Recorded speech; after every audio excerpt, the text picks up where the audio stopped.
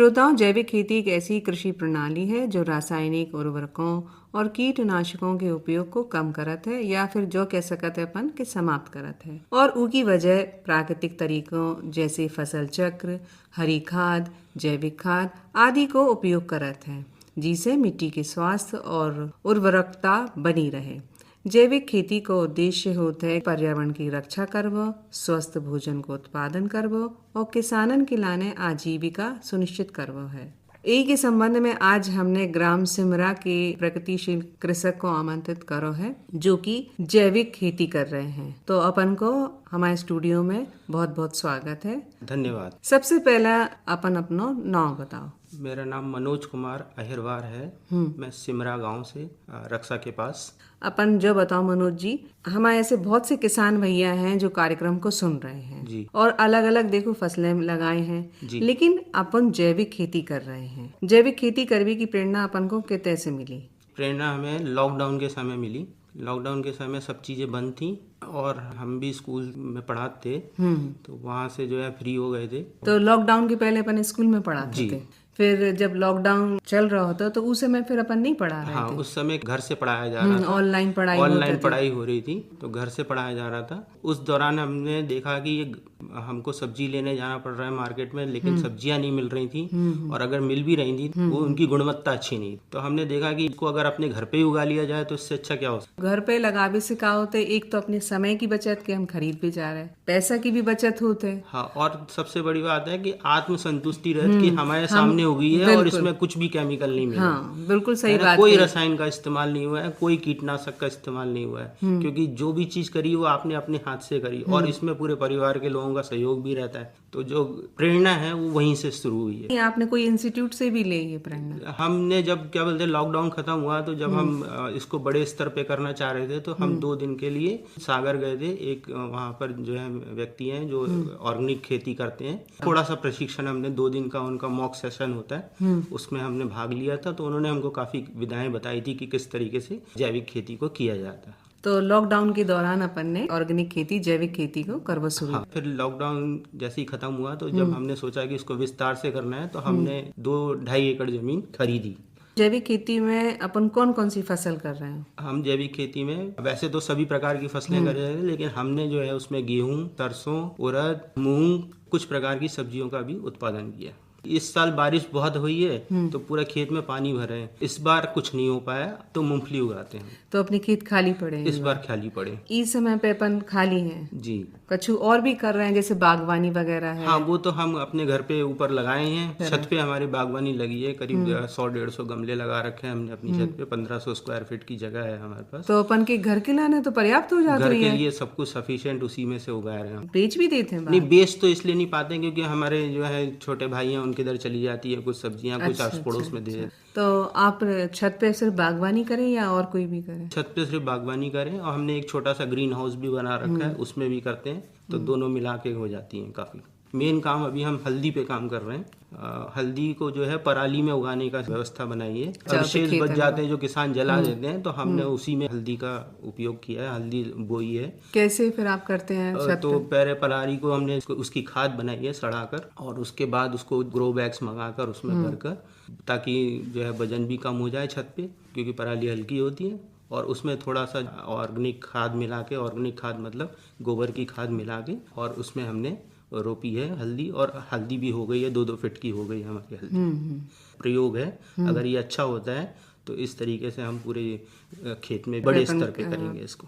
पराली से फिर हल्दी की खेती करेंगे? हल्दी की। पराली को जला देते हैं जी, अवशेष जो बचत है। हाँ। लेकिन आप एक उपयोग में ला रहे हैं वो भी हल्दी की खेती हाँ, करेंगे? क्योंकि हमने देखा, हमने उसके रिजल्ट देख लिए कि अगर पराली में कुछ नहीं उगना होता तो वो 2-2 फीट के हमारे जो है पौधे नहीं हो जाते। तो वो पौधे जो है हमारे 2-2 फीट के भी हो गए। सही तरीके से, व्यवस्थित तरीके से काम करेंगे तो आप जो है फसल को उगा सकते हैं। क्योंकि पराली में हमने मशरूम की ट्रेनिंग ली थी, तो वो पराली में मशरूम उगाते थे, तो वहीं से ये मुझे ज्ञान आया है कि इसको आप उगा सकते हैं क्या। तो अब अगर हमने हल्दी उसमें उगाई है तो अगले टाइम हम उसमें जो है अदरक भी उगा के देखेंगे। बिल्कुल, देखो कितनी अच्छी बात है कि छत पे अपन हल्दी भी कर रहे हैं। जी।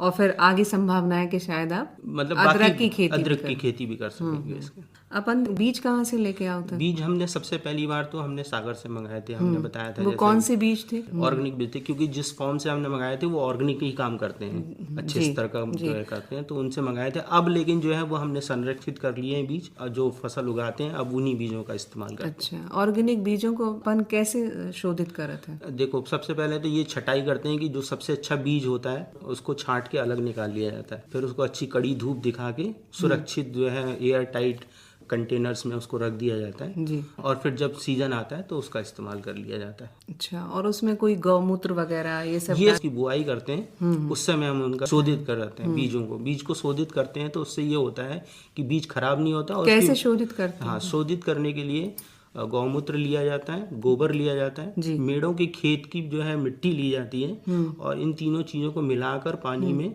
उसका एक घोल तैयार किया जाता है। उस घोल को इन बीजों के ऊपर स्प्रेड कर दिया, तो छिड़क दिया जाता है। छिड़कने के बाद उनको छांव में सुखा दिया जाता है। कितनी देर के लिए? ये जो है आप 15 से 20 मिनट तक के लिए उनको सुखा दें। बीजों को जो है पानी में पहले भिगोएं 15 से 20 मिनट, और 15-20 मिनट सुखा लें, और उसके बाद उसको खेत में छिड़क दें। जैविक खेती में जीवांश को देखो वो बहुत जरूरी होते हैं, तो उनकी बढ़ोतरी अपन अपने खेतन में कैसे करें? देखो, इसके लिए हम आपको एक सीधी सी बात बताएं कि आज जो खेती हो रही है वो हो रही है रसायन खेती। तो उसमें रसायन खेती में डीएपी जब यूज़ की जाती है, जब इस्तेमाल करी जाती है, तो ये कहा जाता है कंपनियों के द्वारा कि आप अपने खेत के आसपास के जितने भी छायादार पेड़ हैं उन सबको काट दिए, तभी आपका जो डीएपी है वो अच्छी तरीके से काम करेगा और उत्पादन आएगा। क्योंकि ये बोलते हैं कि डीएपी तभी काम करती है जब सूरज की किरणें उसके ऊपर सीधी पड़ती हैं, तो वो पिघलती है तो फिर उर्वरकता बढ़ती है।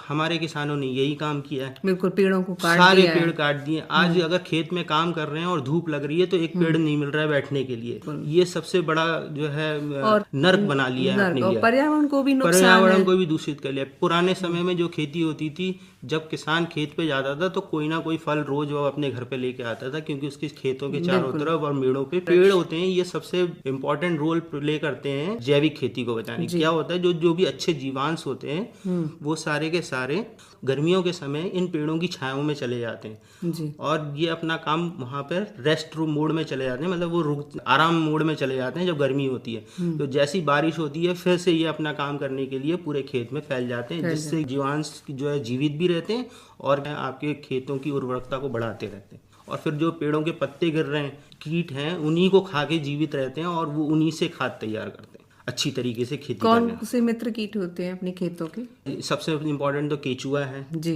ठीक है ना। अब केचुआ इसलिए नहीं है जमीन में क्योंकि डीएपी हम इस्तेमाल कर रहे हैं, तो वो उसकी वजह से मर गया है। केचुआ जो है वो नीचे से ऊपर की ओर आता है और दूसरे छेद से नीचे जाता है, जिससे जमीन की पोरोसिटी बनती है, यानी जमीन में बहुत सारे छेद हो जाते हैं। और आपको एक चीज बता दें, जो पेड़ होते हैं वो ऑक्सीजन जड़ों से लेते हैं, पत्तों से नहीं लेते हैं। तो अगर जड़ें कि नीचे की मिट्टी सख्त होगी, सांस नहीं ले पाएंगे, तो वो जो है उनका विकास नहीं होगा। लेकिन अगर पोरोसिटी बनी रहती है, छिद्र होते हैं, पेड़ की बढ़वार अच्छी होती है। केचुआ खेत की कोई भी चीज खाते भी नहीं, केवल मिट्टी खाते। तो इस तरह से जो हमारे केचुए हैं वो मित्र कीट हैं। तो वो सारे के सारे, उनको अगर पेड़ नहीं होंगे तो वो सब मर जाएंगे। तो जब पेड़ होंगे तो जब उनको कार्य करने के लिए समय नहीं होगा या वातावरण अनुकूल नहीं होगा तो वो वहाँ रेस्ट मोड में चले जाएंगे। ये चीजें तो हमारे किसान भैया देखो, जरूर अपने खेतों के मेड़ों पे आसपास पेड़ पौधे जरूर लगाएं, जरूर से लगाएं, ताकि इससे आपके खेतों की ऑर्गेनिक कार्बन भी बढ़ेगी। क्योंकि जो जीव हैं जिनको खाने के लिए जो चीजें थी पहले, वो सब खत्म कर दी हमने, तो इसलिए तो हमारे जो है खेत बंजर होते जा रहे हैं। बिल्कुल। और साथ साथ जो भी है कि जब हम खेती कर रहे थे तो खेती और पशुओं को मेल जोल है। पुराने जमाने में ये कहा जाता था किसान सबके लिए उगाता है, अपने लिए तो उगाता ही है, और कीट पतंगे पक्षी जानवर सभी के लिए वो उगाता है। वो इसीलिए उसको अन्नदाता कहा गया। लेकिन वो समय के साथ साथ उन चीजों को वो खत्म करता चला गया और आज वो मुसीबत में आ रहा है। अपन खेती के साथ साथ पशु वगैरह भी पालें? अभी पशु तो नहीं पाले, लेकिन हम आपको एक चीज कहना चाहेंगे इस कार्यक्रम के माध्यम से कि अगर आप ऑर्गेनिक खेती या जैविक खेती के बारे में सोच रहे हैं तो एक गाय अवश्य पालें। बेशक वो गाय आपको दूध ना दे, लेकिन वो जो आपको गोबर देगी, गौमूत्र देगी, जिससे आपकी खेती संपन्न होगी। अच्छी गाय पालना सबसे जरूरी है, क्योंकि उससे आपको ऑर्गेनिक मटेरियल मिलेगा और उसकी वजह से आपकी खेती बिल्कुल, अच्छी होगी।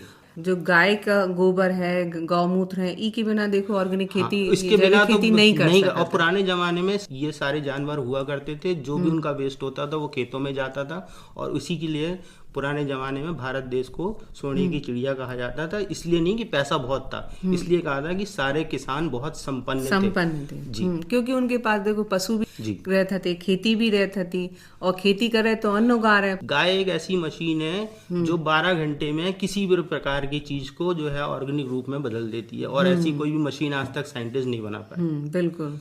मनोज जी, अपन देखो जैविक खेती करत हैं तो कई तरह की देखो चुनौतियां भी सामने आउत हैं, कई समस्याओं को अपन को सामना भी करना पड़त हुई है। तो ऐसी कौन कौन सी ऐसी चुनौतियां हैं? देखो, सबसे पहली समस्या तो आती है खेत की उर्वरकता को कैसे बढ़ाया जाए। तो खेत की उर्वरकता को बढ़ाने के लिए आपको एक गाय पालनी जरूरी है। बेशक वो गाय आपको दूध ना दे, लेकिन अगर वो गोबर और गौमूत्र देती है आपको, तो उससे आपकी जो है ऑर्गेनिक कार्बन जो है बढ़ जाएंगे आपके खेत के। उसको आप जब उसका इस्तेमाल करेंगे, घनजीवा मित्र बनाएंगे, जीवा मित्र बनाएंगे, और इनका प्रयोग जब आप उस खेत में करेंगे तो अपने आप उसमें जीवाणुओं की संख्या बढ़ जाएगी। क्योंकि ऑर्गेनिक खेती में जीवों की सहायता से ही हम खेती कर पाते हैं, और जीव जो है हमारे जैसे केचुआ हैं, तो वो जो है वो गोबर और मिट्टी ही खाएंगे, और वो जो वेस्ट करेंगे उससे जो है ऑर्गेनिक कार्बन आपके खेत का बढ़ेगा, जैविक चीजें आपकी बढ़ जाएंगी, तभी आपकी खेती। फिर दूसरी समस्या है कीटों की, कि बहुत सारे कीट भी आते हैं जो आपके पत्ते खा लेंगे, फल खा लेंगे, फसल को बर्बाद करते हैं।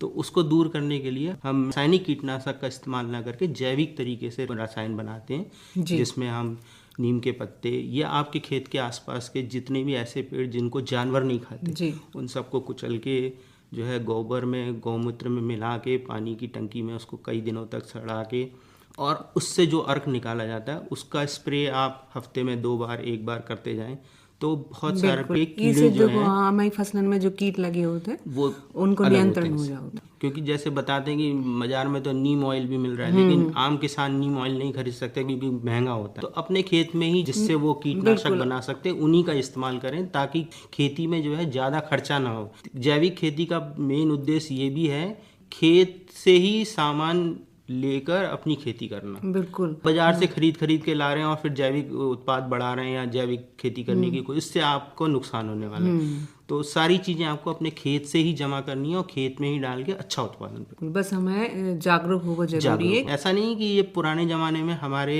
जो पूर्वज थे वो यही काम करते थे, तभी देश को जो है सोने की चिड़िया कहा जाता था, क्योंकि खेती संपन्न थी। तो मनोज जी, अपन चलत वो अपने किसान भैया से का संदेश देवे चाहत है अपने माध्यम से? बस हम यही संदेश देना चाहते हैं कि जैविक खेती छोटे से एरिया में करें, अपने परिवार के लिए करें। पहले अपने परिवार के लिए अब जब जैविक खेती से उत्पाद उत्पन्न करके खाएंगे तो स्वस्थ रहेंगे। जब आप स्वस्थ रहेंगे तो आप अपने आस पड़ोस के लोगों को, अपने मित्रों को भी प्रकार के उत्पाद को देकर उनको भी स्वस्थ रखें। इससे समाज जब संपन्न होगा तो देश भी संपन्न होगा, और जब अच्छा खाएंगे तो अच्छा सोचेंगे तो देश भी विकसित होगा अच्छी तरीके। जैविक खेती कैसे करें, जैविक खेती के कौन कौन से लाभ हैं, ई खेती में देखो हम कीटनाशक दवा को कैसे बना सकते हैं, ई पे भी अपन ने बहुत अच्छी जानकारी दी। जो अपन ने बताव है कि हम अगर ऑर्गेनिक खेती करें, जैविक खेती करें, तो हम सबसे पहले स्वस्थ रहें, तो जो बहुत बड़ी बात है। और हर इंसान देखो आज के समय में स्वस्थ रह बचाते हैं, जब हम स्वस्थ रहें तभी हम कोई काम कर सकते हैं। हमारा दिमाग स्वस्थ रहे तो हम विकास कर सकते हैं। मनोज जी, अपन हमारे स्टूडियो में आए तो एक अच्छी जानकारी दी, ई के लाने अपन को बहुत बहुत धन्यवाद।